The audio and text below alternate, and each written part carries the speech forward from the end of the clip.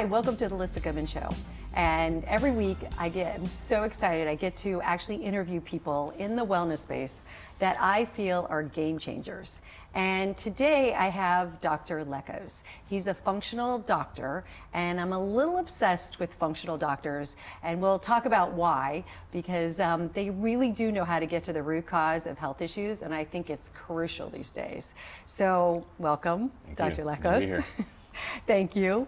I met you, was it a couple years ago? A few years back. Yeah, and it was like an instant, this guy really gets it. Good connection there. Yes, very good connection. And I'm excited to still know you and try to send clients to you. A lot of them are a little bit wary and still don't know what a functional doctor does. Right. Can you tell me like why and how you got into the functional side of the medicine? How I got into it was I was trained conventionally in emergency medicine. I was practicing that in Texas. You know, when you first get out of your practice, you're making money, you're starting a family, things are going. Yeah. And I can remember distinctly a certain day where I was sitting in the ER feeling like this is not what I'm supposed to be doing with my life. Right. And I did not know what to do. I knew it was in the medical space, but I didn't know. My wife had insomnia. I'm looking for other answers because I got the typical answer from usual doctors, here's your Ativan, go to sleep. Right. Didn't work. So I ended up calling a guy out in California who was an ER doc doing really cutting edge, outside of the box testing. And he's like, listen, go to the American Academy of Anti-Aging Medicine, check it out, learn functional medicine. This is what you should have learned in med school that you weren't taught. So I go to a conference, I'm sitting there, blown away. I'm like, it's like that Oprah Winfrey. The information. Yeah, I'm like, this is what I should have been taught in school. Wasn't this is nuts. Yeah. It's like that Oprah Winfrey aha moment where you're like, oh my God, this is it. Like beams of light shooting on you. You're just, oh, this is it. And it was amazing. Yeah. So I followed that path. I did their board certification.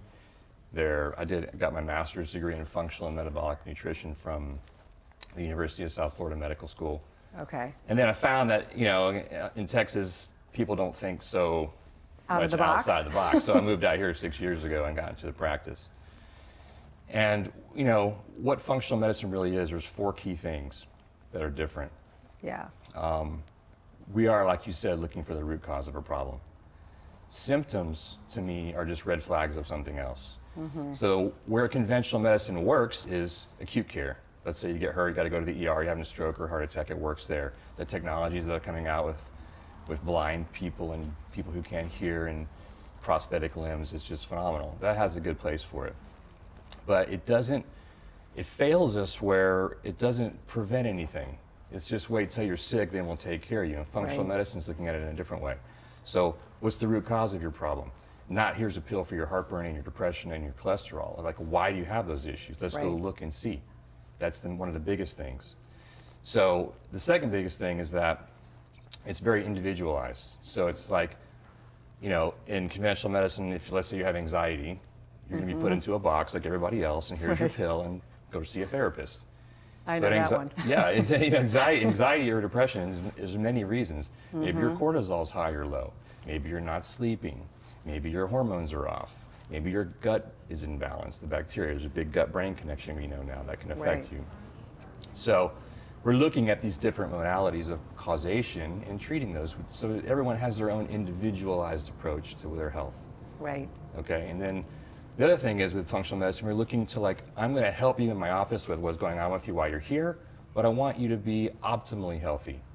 I want people to be firing on all pistons, live a nice, long, healthy life, and then die real fast. Interesting. Not chronic suffering, not chronic where you're suffering. just not enjoying while you're here on the planet. Yeah, so, you want them to thrive.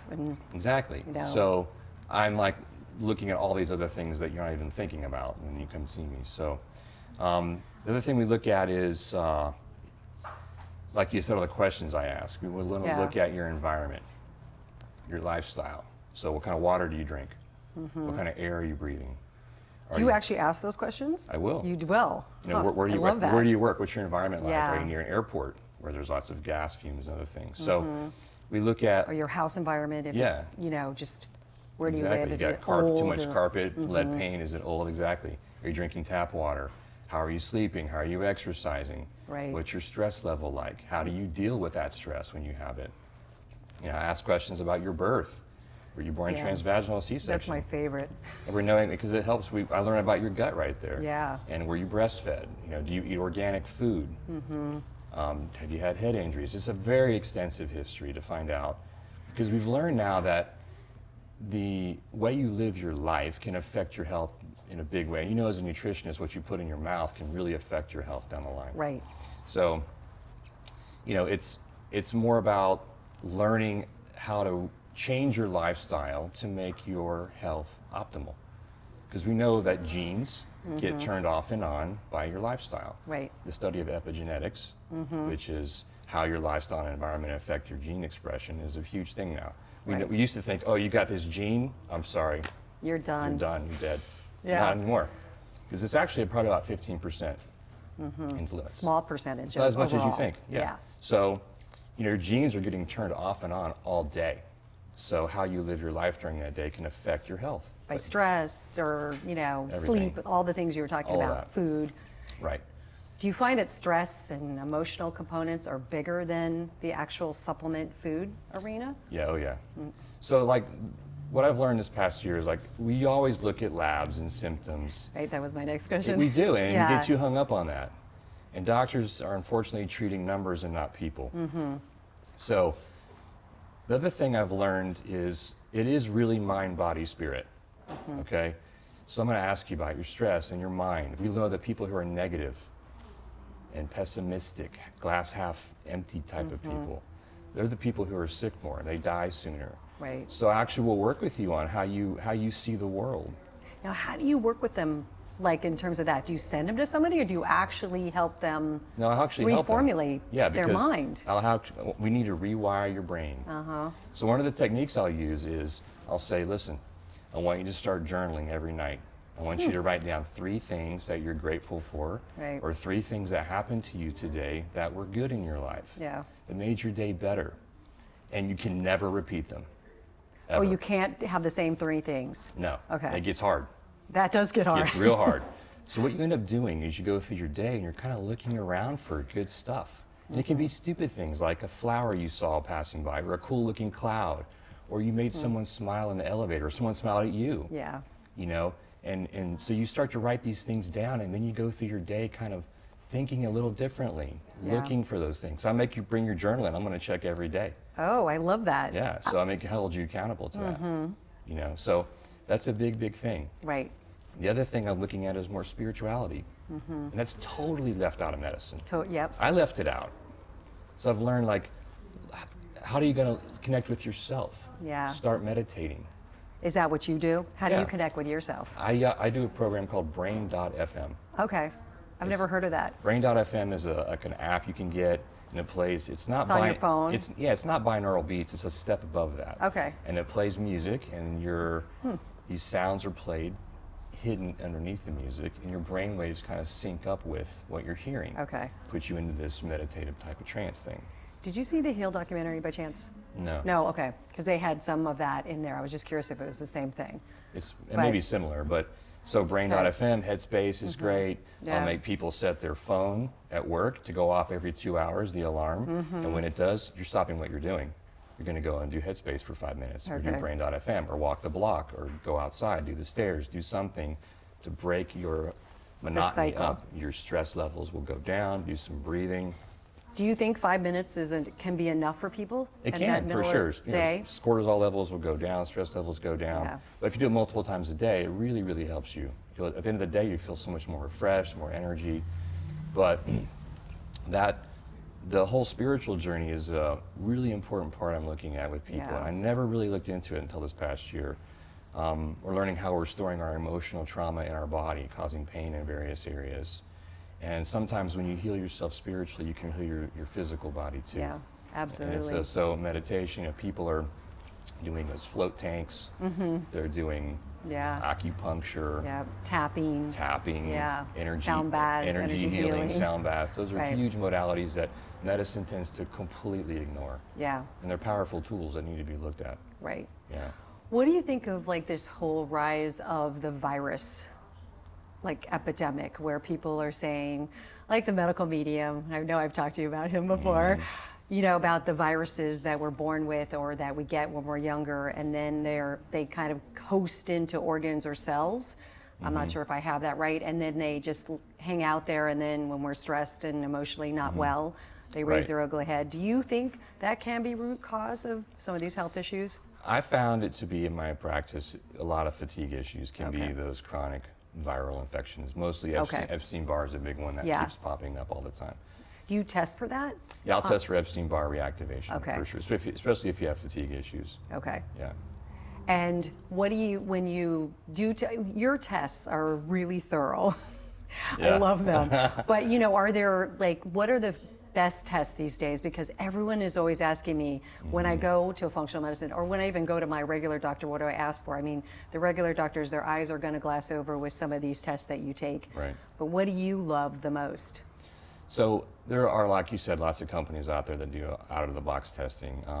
I tend to stick with the ones that have been around the longest, have more proof in the pudding in their technology. Yeah. So, you know, I'll run the gamut of stool, like you know, saliva, blood work, nutritional testing, food sensitivities, hormones. I do use, you know, Quest or LabCorp, the big guys. Okay. But there's many, many ways. And, you know, listen, medicine is its own flavor, their own style per doctor. Not everybody uses the same testing modalities. Some people like others more than others. Right. This food sensitivity test, it's becoming very like rampant. How do you feel like when people get that food sensitive test, is it really accurate? That's a good question, and it's a really debated question. Right. So it's like some people think it's gold, and some people are like, no, this is totally nuts. So I find that if something really lights up big on the test, then yeah, you probably have an issue with that. You really do. And then sometimes patients... So it's in the red, right? It's really in the red. It's really high levels, and I would probably think that's legit. I love Cyrex labs. They're one of the best in the world, use them a lot. But sometimes patients say, well, how come pineapple didn't light up, and if I ate it, I just feel horrible? Yeah. Like, okay, well, there you go. It shows you the test wasn't that predictive. However, you know, you don't need to eat that food. Right. So it's, you know... You look at all of them with the whole picture. Correct. Because even the nutrition deficiency test or, right, vitamins and minerals and all of that. Right. I mean, there could be a lot going on there. Absolutely. But there could be a bigger issue where it leads back to the gut, right? Oh, yeah. So what's your whole take on the gut and, you know, how to repair it? Do you have a certain like philosophy of how you like to repair gut? Because it's a big one. That's a big one. It's a whole show on its own. Yeah. So, you know, we know the gut is a huge gut-brain connection. We're seeing lots of depression, anxiety related to the gut. And it's proof is like, let's say you get nervous. What happens? You get butterflies in your stomach, or you know, you get nauseated. Some people can't eat. You know, there's a huge connection there, and we've learned that it can go the other way. Right. The bacteria in your gut can be off, going up that vagus nerve into your brain and make you feel off. So, doing the food sensitivity testing is one thing we'll do. Eliminate gluten from people's diet. Lots of times dairy too. Most people have leaky gut syndrome, which is little holes in your gut where bacteria, toxins, and things are getting through your gut lining into your bloodstream. When those get into your bloodstream, your immune system thinks they're foreign. They're not supposed to be there, right? So you're making antibodies left and right. And after a while, your immune system gets way overrun. It's on high alert, high drive, and then it gets confused and starts attacking yourself. Right. And you got Hashimoto's, you got lupus, you got multiple sclerosis. So the gut is a big, big deal. Big, big deal. So I look at food elimination. Get rid of those foods you're sensitive to. Get you off gluten. Automatically like say, hey, no gluten, guys. No gluten. I'm not no a fan. Dairy. Not a fan of those two. Not a fan of those two. So I'll repair your gut. Well, if we look for pathogens like yeast and parasites, get rid of those first. Then we'll work on repair with glutamine or fish oil or colostrum, other modalities. Okay. And then we'll work on, do you need digestive enzyme support? That's a big one too. Yeah. And then getting on a good probiotic. So that is one of the core foundations of the human body is the gut. And we're finding out more and more as research is teaching us certain strains are causing certain problems. Right. Yeah. Probiotic is another big deal right these days. I mean, there's millions of them out there and everybody is completely confused at which one, the right ones, refrigerated, non-refrigerated. Do you have a simple take on that? Yeah, that's a big one too. So yeah, listen, I've learned through the years, trial and error, what Yeah. seems to work best, and I have the ones that I like. You know, and some are refrigerated and some aren't. Okay. You know, the key is you want a probiotic that has multiple strains. So you look on the label. You don't want to buy one that has 1, 2, or 3 strains. You want to Yeah. have at least 4, 5 to 10. Okay. And I like a dose of about 100 billion a day. Okay, I do too. That's my dose. People look at me like, what? Yeah, that's a lot. You don't absorb all that, do you, really? Not necessarily, no. We know that kind of goes through you. But another key thing is when you take it. So I like patients to take it at bedtime. Interesting. Yeah. Okay, so maybe you're the one I got it from, because I've been telling people before bed as well. Yeah. And the norm is in the morning. It's the norm in the morning, but I like to take it at night at bedtime. You got an empty stomach, you're sleeping, that's when your body's repairing and regenerating, things are detoxifying. So Right. I like to take it then. Yeah. 'Cause you're not gonna have food for hours and hours. So let your probiotics kind of do their thing while they're in the gut. Right. So what's your take? You know, I'm a big juicer. I got Todd juicing like Oh yeah, crazy. I know. And what is your take on green juices? And have you? I mean, you've heard about the big celery juice craze and across America. I like veggie juicing. Yeah. I don't like all the high sugary juices. I Right. think you shouldn't eat your calories. You're just spiking your insulin and creating some Right. issues there. But vegetable juicing, like what you do, you know, I've had With you see just the some. greens. Yeah, I've had you see some of my patients with the greens, and it's Right. made a big difference in their life. So I do like that. Right. Yeah. So good So job. the illnesses that are out there, I mean, with all these autoimmune, when you see people, what is the most common health issue that comes in? Overall, or yeah, the auto- overall. Oh, probably gut stuff. Okay. I would think. Digestive. Digestive issues, bloating, Okay. a lot of fatigue and hormone. I mean, I see the gamut. Really, Right. it's pretty spaced out pretty evenly, but I would say mostly GI things. And the GI things are they mostly coming from, you know, just on high alert and stress and overdrive? Like, That plays a big factor. We know when your cortisol is high and you're stressed out, you will change your gut bacteria. Yeah. Your stomach acid changes. And then when those things change, like you don't make enough stomach acid, you're going to tend to get something called SIBO, small intestinal Right. bacterial overgrowth. And I see that all the time. I know, that is really on the rise. Yeah. And most regular doctors don't even test for that. No, they don't. So, Yeah. well, I could talk, I mean, we just like scratched the Scratched the surface, surface. which is so sad. But, you know, anybody who wants to see a really good doctor who lives in LA, I would totally recommend having them come see you. Appreciate Because, it. I mean, just the time that you take with people and how much you care about them. Like intimately, you feel, you know, you get to know their lives and Yeah. they trust you. Yeah. And they tell you things that they might not tell They do. other people. They do, and it's so rewarding. I mean, I tell you, I've been so blessed. All my patients are amazing. Yeah. I feel such a good friendship connection with them. It's Yeah. not just like you're in and out of there. It's Exactly. like, I love it. You just great. you have this connection. So if you had to sum up your mission in one word, what Wow. would it be? I'd say I'm transitioning from maybe an explorer of medicine, and I feel like I'm going through a transition right now into even innovator, or Wow. looking to see, is there a better way? Is there another way? And there is. So more to come on that. Okay. Well, you're a man after my own heart because I love that innovation. Thank you. Because there is always more to come. Yeah, Thanks for sure. for being here. You're welcome.